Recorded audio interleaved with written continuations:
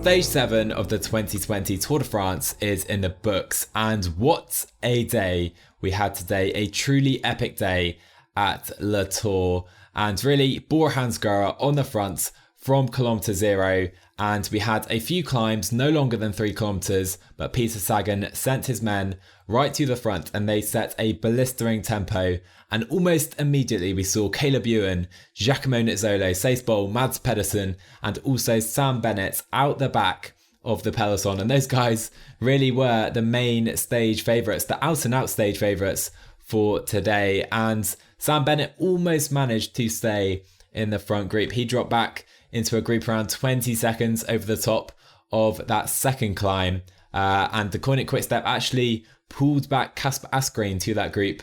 He, alongside Tim de Klerk and I think Bob Jungels as well, were unable to get Sam Bennett and the rest of that group back to the peloton, and we had a group of around 60 to 70 riders at the front with about 10 kilometres into the stage. Absolutely fantastic stuff. As the day dawned today, we thought we could have the potential of some crosswinds, but I don't think anyone expected such a blistering tempo from the get-go.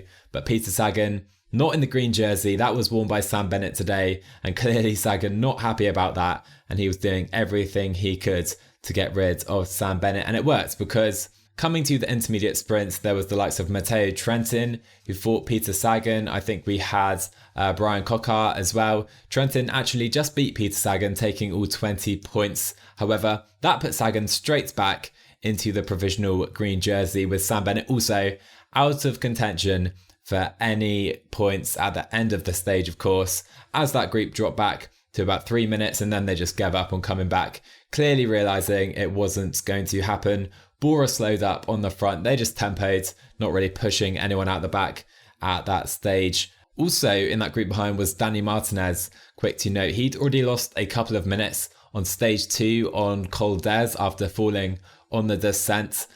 He's lost about 15 minutes today. He was in that group with Sam Bennett, so he is definitely out of the GC. They're going to have to go for Rigo Oran as their out and out GC leader. Also worth noting that Wout van Aert didn't sprint at that intermediate sprint. He crossed the line in 10th position, picking up just 6 points. And that is important to note for later on, because Bora continued to tempo. With about 95k to go, Thomas de Kent couldn't help himself. He'd held himself back for 6.5 stages before he had to try something on the attack. And really, he dangled out front between 30 seconds and 1 minute until about 40 kilometres to go, where there was a shift in direction towards the finish in Lavaur, and we had some ferocious crosswinds with Ineos coming straight to the front. Mikao Kwiakovsky was the front man, and almost instantaneously we saw some big echelons taking place, with stage contenders, more stage contenders being dropped. Matteo Trentin, Greg Van Avermaet, Luka Mezgec and Sonny Colbrelli all getting dropped out of that group. But not only that, we had GC contenders getting dropped, namely Tadej Pogacar, Mikel Landa, both of Trek's riders Mollema and Richie Porte, as well as maybe Esteban Chavez, who was alongside those top guys in the GC to this point.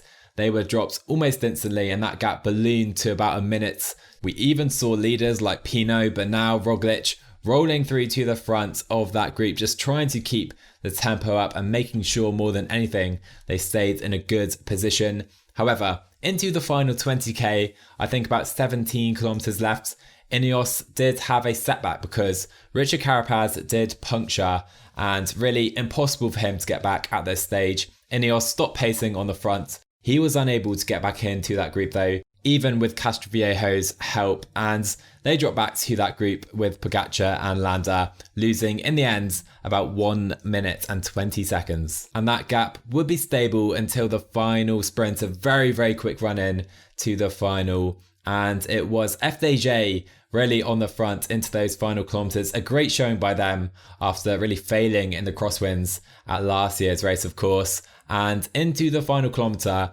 Michael Gurgle of NTT drove the peloton in, and he would lead out his teammates Eddie the Boss Boasson-Hagen going for another stage win at the Tour de France. Jasper Stuyven was sat on his wheel. However, it was Julian Alaphilippe who jumped out of that group early, trying to get the jump on all of really the better sprinters than Alaphilippe. And Jasper Stuyven, who really was in the perfect position, did get squeezed a bit by Alaphilippe trying to come past Boasson-Hagen.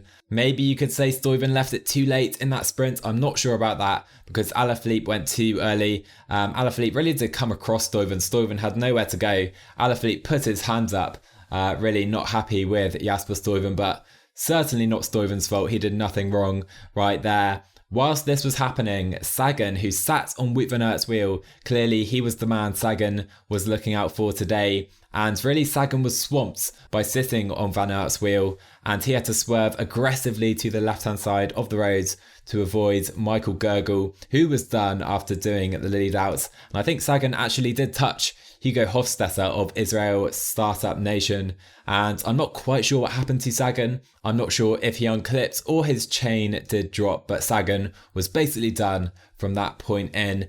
Whilst this was all happening, Wout van Aert, who was positioned pretty well, came to the right-hand side of Boasson-Hagen, passed him on the rails. Christophe Laporte of Cofidis was coming late, but a bit too late for the Frenchman. Simultaneously, Brian Coquard came fast on the left-hand side, finishing quickly, again squeezing Jasper Stuyven, who was unlucky today. I think he certainly could have got at least a podium without getting squeezed on 2 occasions, but Wout van Aert was the quickest man pretty comfortably, timing his sprint to absolute perfection, winning his 2nd Tour de France stage in a matter of days. A highly respectable 2nd place for Edvald Boasson-Hagen of NTT, his best result really in recent memory, at least in the past couple of years.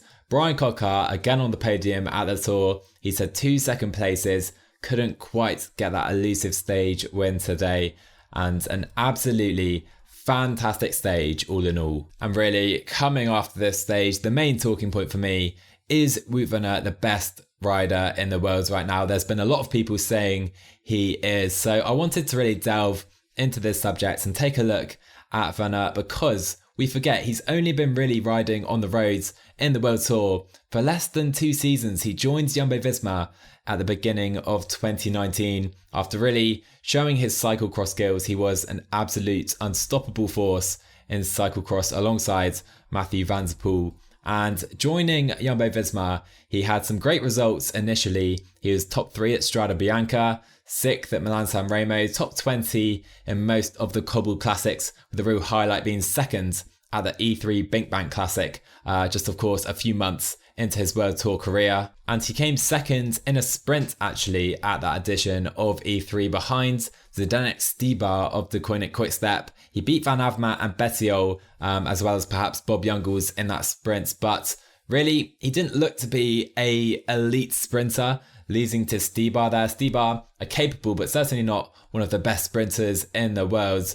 However, Van Aert did come 2nd there, his best result of that cobbled classic season. He then went into the Criterium de Dauphiné, and this is where he really started to set the world alight with 2 stage wins in a sprint and in a time trial, starting to show some real versatility, because when he joined the World Tour, he really was thought of as a cobbled specialist, coming from cyclocross and really a Northern Classic specialist. That's what I think the general consensus was regarding Wout van Aert. But winning a sprint at the Dauphiné, I think he beat Sam Bennett on that day. In fact, he did beat Sam Bennett and Julian Alaphilippe. And then in the time trial, he won that stage by over 30 seconds, over 26 kilometers in an individual time trial, an insane time gap, beating the likes of Dumoulin, TJ Van Garderen, who is a very capable time trialist, and all of the other GC guys at the Dauphiné. He destroyed them in that time trial again for the first time, showing his ability in that discipline at World Tour. So we're now starting to see really the type of rider Wout van Aert can be: cobbles, time trials, and a very good sprinter, and he's starting to become a very well-rounded rider indeed. We then know he won stage 10 of the Tour last year into Albi, which was the crosswind stage that caught out Thibaut Pinot and a couple others in the GC. He beat Elia Viviani in that sprint after a very difficult day, very similar to the stage we saw today.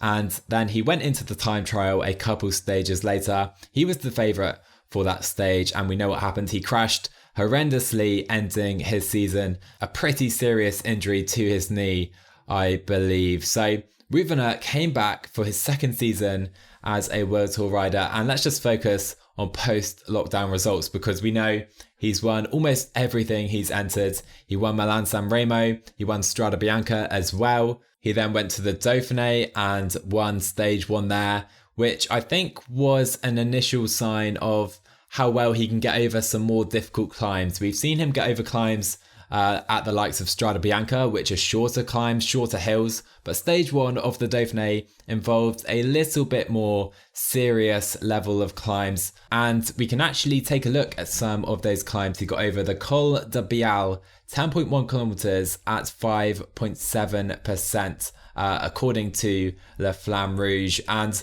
that was a climb earlier in the stage, but stage 1 of the Dauphiné this year did involve multiple climbs of around 4 to 5 kilometers later on as well. He got over them with ease and took the stage in a sprint, and we started to see Van Aert showing some ability of getting over some bigger climbs, and that has only improved coming into the Tour de France, and that can best be seen on Ossier-Mallet stage 4, where he was on the front for about 2 kilometers from the 3.5 kilometer mark until really the final 1500 meters, putting in a massive turn on the front for Primož Roglič, who did go on to win that stage, as we know. So it has to be said, as an all-round rider, in my opinion, Wout van Aert has to be considered the best in the world right now, really taking that throne from Peter Sagan from a couple of years ago. Maybe some would consider Mathieu van der Poel to hold that throne more recently, especially after the likes of Amstel Gold last year, but Wout van Aert, for me, has to be the best all-round cyclist in the world. Winning sprints, winning time trials. I forgot to mention, he won the Belgian Championship individual time trial just before coming to the Tour de France. And I'm sure if there was a flatter time trial at this tour, he would probably be the favourite, even ahead of maybe Roglič and Dumoulin. We know he's good on the cobbles, maybe more to come from him there. We'll see how he does at the likes of Paris-Roubaix later this year. He's now started to show his climbing ability at this Tour de France. We're going to see more of that over the coming days in the Pyrenees as well. And even the likes of his bike handling going downhill, he showed that off at Milan-San Remo, catching Julian Alaphilippe, who is definitely considered one of the world's best descenders on that descent, and in the end taking it in a sprint. So Van Aert, what a rider this man is. Enough Van Aert talk for now though, because let's take a look at some of maybe the lesser known riders who to me stood out on today's stage and have done so far at this Tour de France. And let's start with Michael Gurgle, the Austrian for Team NTT, really stood out to me today. He has had a great Tour de France before today. He was in a breakaway on stage 2 and really was competing for that KOM jersey. In the end, losing out to Benoit Cosnefroy. He still holds second position though in that KOM competition. And today, apart from his climbing ability, he's really shown his level of riding on flats, windy sections, as well as some hilly terrain, and even put in a decent lead out for Edvald Boasson-Hagen in the end. And providing a second place really for the team. He dropped Boasson-Hagen off in pretty much the perfect position, maybe bonked slightly too early, but what a ride by Gurgle today, staying in that front group and then delivering a decent lead out. Another quick shout out for Hugo Houle of Astana, the Canadian, now 29 years old. He was brought to the Tour de France, I believe, for stages like today because they have a lot of good climbers in the team at Astana with the Izagirre brothers, Luis Leon Sanchez, as well as, of course, Alexei Lutsenko and Miguel Angel Lopez. But Hugo Houle really is more of a baroudeur. He's over 70 kilos and he has shown quite a good sprint so far at this Tour de France. If we take a look back to stage 1, 3, 5, and now today stage 7, they have been the more sprinter-based stages so far at this year's race. He's finished 15th, 16th, 15th, and now 11th today on those 4 stages. So he is certainly a competitive sprinter. I think more of a lead-out man, certainly not a out-and-out leader that you'd bring to lead your sprint train at the Tour de France. But he's shown some quickness in the end sprint, and today really keeping Miguel Angel Lopez and much of the Astana team safe in the crosswinds. So Hugo Hall, definitely a rider to look out for Astana later in this tour. And even if we take a look back pre-Tour de France, he was top 30 at Strada Bianca and top 30 in most of the stages in the Tour of Poland as well. So definitely a valuable domestique for Astana. And one more name I really want to give a shout out to is Mikao Kwiakovsky, who now 30 years old. He's had a few difficult seasons, I would say, at Ineos after winning big races with Quickstep and Team Sky when he originally joined them. He won Strada Bianca, the Classica San Sebastian, Amstel Gold, Tirreno Adriatico. He also won the World Championships in 2014, Milano San Remo, the list goes on. He has been one of the world's best riders really in the mid-2015s, and Kwiatkowski has become more of a domestique in recent years, focused around the Tour de France. But taking a look at last year's Tour, he really did struggle in most of the mountain stages, didn't really provide the support Ineos brought him to the team for. But this year, he's turned it around pretty much spectacularly, I would say, so far. Obviously, we're still in week 1, just heading into week 2. But today, he really was the man to create those crosswinds for Egan Bernal. What a ride by him there, putting the likes of Pogacar and Landa in trouble. And really, I think Kwiatkowski, if you take a look back, he was the man on the front coming into that Echelon section. And so I really am giving him the credit for creating those gaps. But also, he has been there or thereabouts pretty much in the front group in all the other stages so far. So Kwiatkowski, I think, looks like Ineos' strongest domestique in the mountains even. They have Amador, Castroviejo, Van Baal, and really, to me, Kwiatkowski looks to be the man, the right-hand man of Egan Bernal at this Tour de France, and I am intrigued to see how long he can stay there in the Pyrenees, because I'm expecting some explosive racing and Kwiatkowski is definitely going to be required to assist Egan Bernal. So great to see Kwiato riding well again, but the happiest team coming out today for me has to be Groupama FDJ, because we know Thibaut Pinot, his tour was really, that was where the downfall started at Thibaut Pinot's Tour de France last year. He won on the Tourmalet after stage 10, but that was where it really felt like Pinot would struggle to win the Tour de France after losing 2 minutes on stage 10 into Albi last year. And that was in the crosswinds. FDJ didn't react well to those crosswinds at all today. They turned that around in style because they had 5 riders in that front group, including Thibaut Pinot. We had Stefan Kung, Ladanu, Rudy Millard and Valentin Madouas all in that front group today to support Thibaut Pinot. And coming into the final 5k, after Carapaz had been dropped, they were the team pushing on the offensive into the final couple of kilometres. So hats off to FDJ. They struggled in the crosswinds at last year's Tour. They turned that around today. And so I've been looking at some of the post-race analysis, and one thing I saw Chris Boardman say on the ITV coverage was he's sad to see Pogacar drop today because he wanted to see what he could do at this year's Tour de France. Well, Chris, in my opinion, we're about to see exactly what Tadej Pogacar can do, because taking a look ahead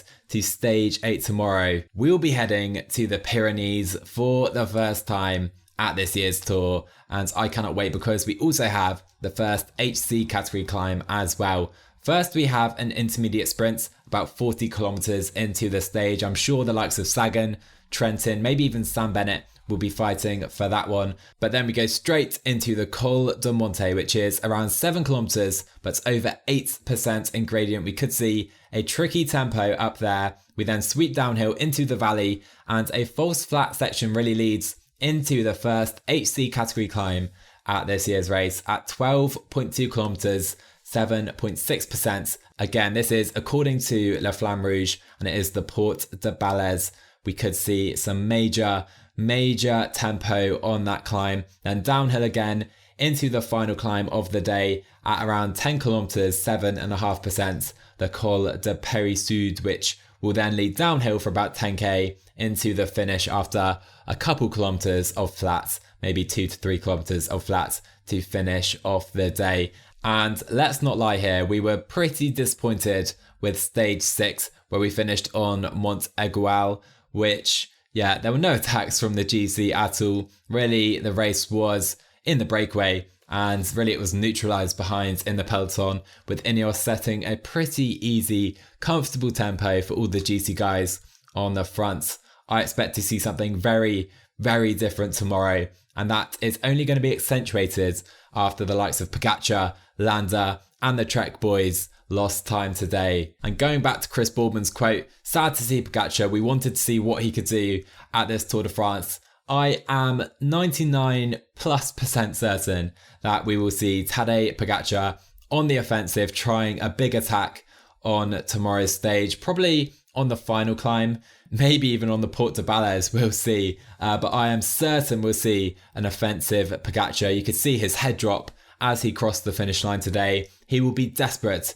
to gain some time back before the first rest day in the Pyrenees, and I can only see him being super offensive and trying to gain a lot of time back in the GC tomorrow. And likewise, the same goes for Mikel Landa and Bahrain McLaren. Even the Trek boys, Bauke, Mollema and Richie Portes, maybe Mollema slightly more than Portes. I can see those guys, again, going on the offensive and really trying to claw some of that lost time back in tomorrow's Pyrenean stages. We will almost certainly see the Jumbo-Visma train out in full force, which in the mountains is almost certainly stronger than the Ineos kind of counter-attack, with Kwiato really leading that attack. I think Amazor is struggling for fitness after numerous falls in the first race.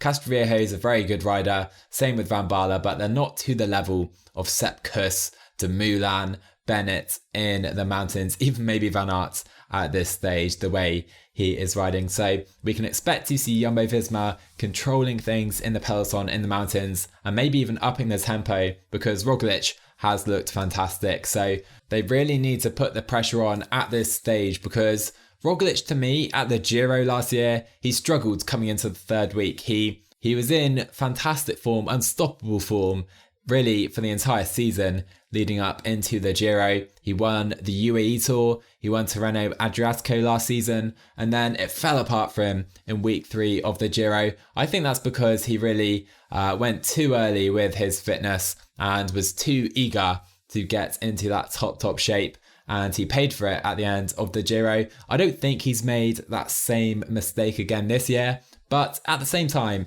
he has shown his vulnerabilities in the third week. So I think really Jumbo-Visma, rather than playing it safe, Roglic looks definitely the strongest rider at this year's race in the GC, and tomorrow's climbs suit him. They're not massive 20-kilometer climbs, which I think then swing the pendulum back to maybe Pinot and Egan Bernal. I think those guys are more suited to the longer climbs. The likes of Bookman, you could say, that goes for as well. Whereas with Roglic, those 10-kilometer long climbs suit him down to a T. So really, I think Jumbo-Visma should be aggressive in trying to drop as many GC rivals as possible at this stage. And maybe someone else to look out for tomorrow, I'm going to say Guillaume Martin, because again, I mentioned him on stage 6 to Mont Aigual, and Martin is being held back by the Cofidis DS on stage 2. He's desperate to attack. He's feeling good.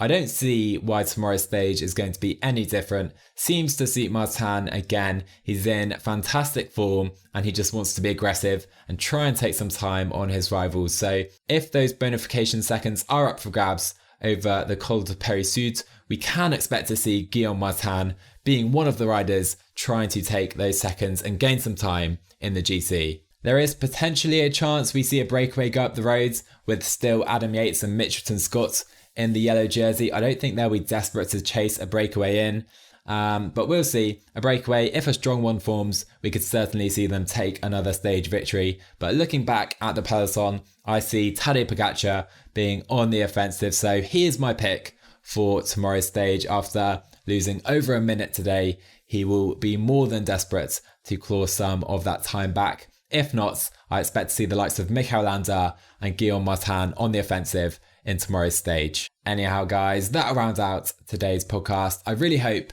you enjoyed. As always, if you did, drop the follows, subscriptions, likes, good reviews, whatever platform you're listening on. Fully appreciated if you're able to do that. And of course, you did enjoy today. I will see you guys after hopefully a great stage in the Pyrenees.